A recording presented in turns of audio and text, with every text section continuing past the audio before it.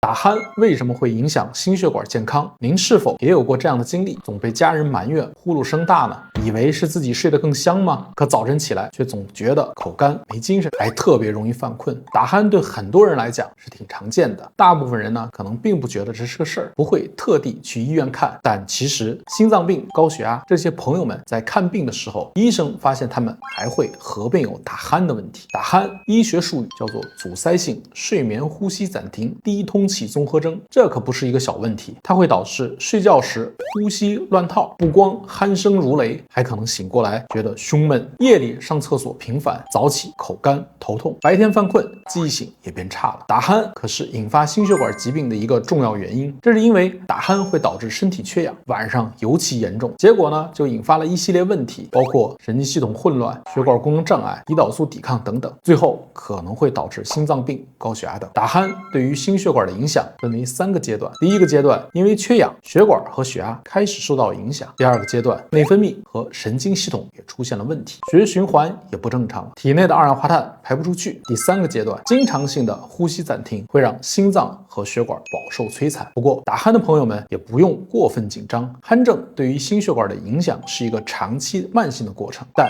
及时发现、长期治疗，再加上健康的生活习惯是可以纠正的。比如我们一定要注意睡眠环境的通风，试着侧睡或者专门的枕头来支撑颈部，这样呢也能够减轻打鼾。但要注意了，打鼾严重可得留神了，我们要及时检查就诊，你知道了吗？